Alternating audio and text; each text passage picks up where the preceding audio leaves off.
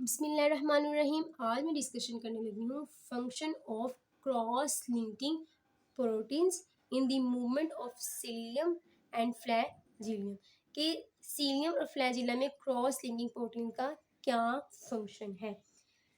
अब ये जो क्रॉस लिंकिंग जो प्रोटीन्स होती है ना, ये इवनली स्पेस्ड होती हैं। सीलियम और फ्लैजिलियम की लेंथ के साथ इवनली स्पेस्ड होती हैं, इवनली डिस्ट्रीब्यूटेड होती हैं। जैसे कि ये आप लोगों को यहाँ पे नजर आ रहा है, ये क्या है, इवनली स्पेस्ड है। ये हमारे पास ये हमारे पास क्या है, डॉपलेट्स पाए जा रहे हैं। किसके डॉपलेट्स हैं? ये माइक्रोट्यूब्यूल्स के डॉपलेट्स हैं, जो कि ब्राउन कलर में यहाँ पे रिप्रेजेंट किए गए हैं। ये क्या है, डॉपलेट्स हैं माइक्रोट्यूब्यूल्स के, ठीक है। ये है एंकरेज है सेल के साथ, माइक्रोट्यूब्यूल्स की एंकरेज हुई है with the help of basal bodies, ठीक है। क्लियर है ये चीज। अब मजीद ये कि जो टू सेंट्रल माइक्रोट्यूब्यूल्स है ना, और इसके साथ साथ इन्होंने आउटर डॉपलेट्स को भी आपस में कनेक्शन करना है। ये बेसिकली क्या है, क्रॉस लिंकिंग प्रोटीन्स है, जिन्होंने ना सिर्फ आउटर डॉपलेट्स को इकट्ठा किया है, बल्कि जो सेंट्रल माइक्रोट्यूब्यूल्स हैं उनको भी आपस में अटैच किया हुआ है। हर आउटर डॉपलेट्स के पास जो है ना पेयर मौजूद है। क्या है?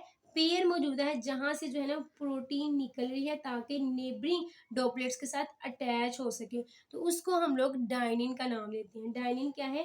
एक मोटर प्रोटीन है।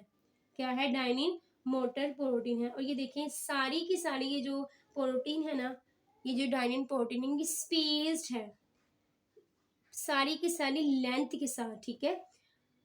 और इस तरह से जो है ना नेबरिंग डॉपलेट्स के साथ इसका जो है ना ताल्लुक जो है ना वो कायम हो जाता है।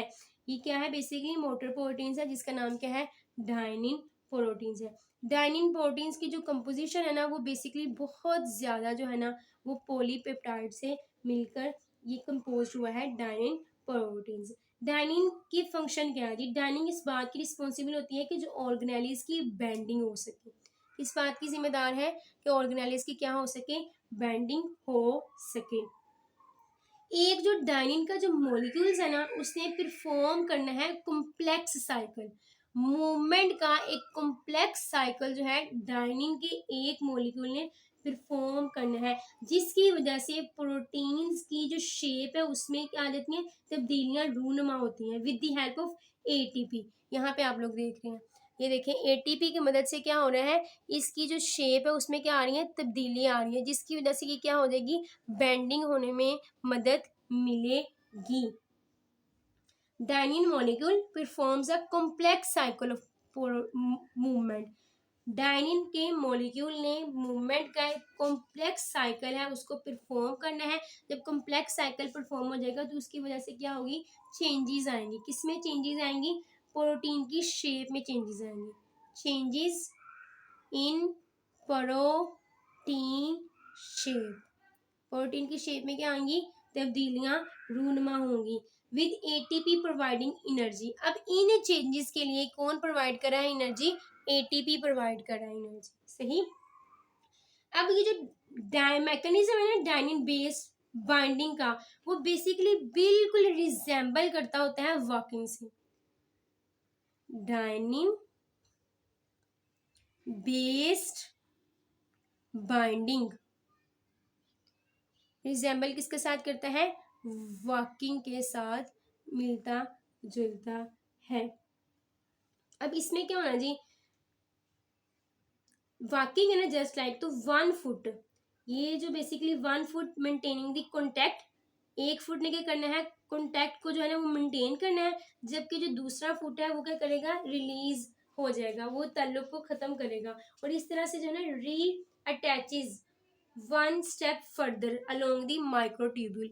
माइक्रोट्यूब्यूल के साथ जो एक फर्दर स्टेप है उसके साथ क्या हो जाएगा, अटैच हो जाएगा। अब यहाँ पे आप लोग देखें जी, ये बेसिकली ये देखें, ये हमारे पास डायनिन आर्म्स है और ये क्या है, माइक्रोट्यूब्यूल डॉपलेट्स, जो कि यहाँ पे सबज कलर से डॉपलेट्स को रिप्रेजेंट किया हुआ है। अब ये क्या है जी, एक आर्म ने क्या करना है जी, जुड़े रहना है, जबकि जो मजीद जो दूसरा वाला आर्म होगा ना, वो नेक्स्ट जो है ना फर्दर जो है ना वो माइक्रोट्यूब्यूल के साथ अटैच हो जाएगा। इस तरह से ये बिल्कुल जो है ना वर्किंग के साथ जो है ना इसका प्रोसेस जो है ना वो मिलता जुलता है कि एक जो है ना आर्म 1 फुट मेंटेनिंग कॉन्टैक्ट, एक फुट ने क्या करना है कॉन्टैक्ट को मेंटेन करना है, जबकि दूसरे ने क्या करना है रिलीज करना है ताकि रीअटैच हो सके 1 step further along the microtubules. ठीक है, अब ये जो डाइनिन प्रोटीन्स होती है ना बेसिकली इसके 2 फुट होते हैं। क्या होता है इसका स्ट्रक्चर यूं आप लोगों को नजर आता है, ये बिल्कुल ये बेसिकली ये क्या है 2 इसके आर्म्स हैं और ये फर्दर ये, तो ये एक जो है ना वो फुट यानी कि वो मेंटेन करेगी अटैच रखेगी और दूसरा क्या करेगी वहां से रिलीज करती चली जाएगी। अब नेक्स्ट ये हम पढ़ते हैं कि विदाउट एनी रीस्ट्रेन, अगर रीस्ट्रेन के बगैर क्या होगा तो जो माइक्रोट्यूब्यूल्स की जो मूवमेंट है ना वो क्या हो जाएगी 1 droplets would continue to walk. अगर इस तरह से ना हो तो जो एक ड्रॉपलेट्स है वो मुसलसल क्या करता रहे वॉक करता रहे अलोंग दी स्लाइडिंग पास के ऊपर जिस surface of the other. Clear है ये चीज, तो इस तरह से जो है ना सीलियम वो इलोंगेट कर जाएगा, ना सिर्फ सीलियम इलोंगेट करेगा बल्कि फ्लैजिलम भी इलोंगेट करेगा as compare to the bending की बजाय क्या करेगा फ्लैजिलम और सीलियम क्या करेगा इलोंगेट कर जाएगा in the process of without any रीस्ट्रेन। अब लेटरल मूवमेंट किस तरह से जो है ना सीलियम और फ्लैजिलम में एग्जिस्ट करती है, lateral movement of cilium and flagellum, lateral movement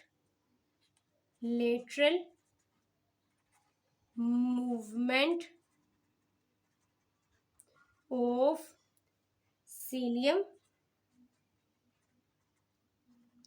and flagellum.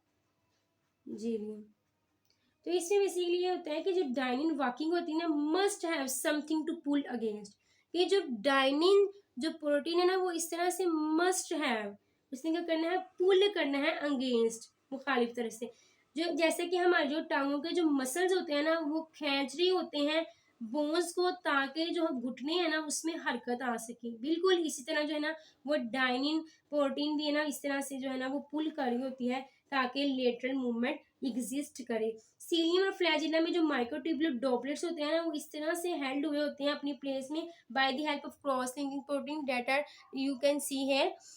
तो ये देखिए क्रॉस लिंकिंग प्रोटीन के साथ क्या है ड्रॉपलेट्स आपस में एक दूसरे के साथ लिंक है अटैच है हेल्ड इन अ प्लेस है। तो इसके अंदर क्या है जी outer droplets just inside the outer droplets हैं और साथ साथ रेडियल स्पोक है और दूसरे स्ट्रक्चर्स भी मौजूद है। जबकि अगर हम लोग नेबरिंग ड्रॉपलेट्स के हवाले से देखें ना तो वो स्लाइड पास नहीं कर सकता, ठीक है, वो बहुत ही दूर होते हैं।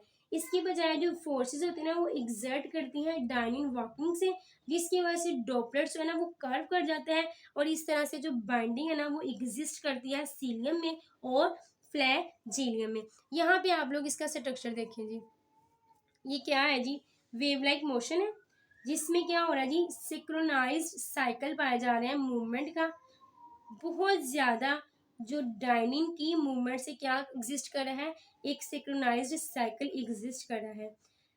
प्रोबेबली काज इसकी वजह से क्या होता है बर्निंग एग्जिस्ट करती है, ये बर्निंग की वजह बनता है बेस ऑफ द सीलियम या फिर फ्लैजिलियम। ये देखिए ये क्या है फर्स्ट ऑफ ऑल इसने इस तरफ को मूव करना है, ठीक है, वन डायरेक्शन, ठीक है, and then this is the way ये मेन पोजीशन से एक्सट्रीम पोजीशन पे आएगा, फिर एक्सट्रीम से मेन पोजीशन पे जाके फिर मेन से एक्सट्रीम पोजीशन की तरफ फॉरवर्ड हो जाएगा। मैं मजीद एक्सप्लेन कर देती हूँ।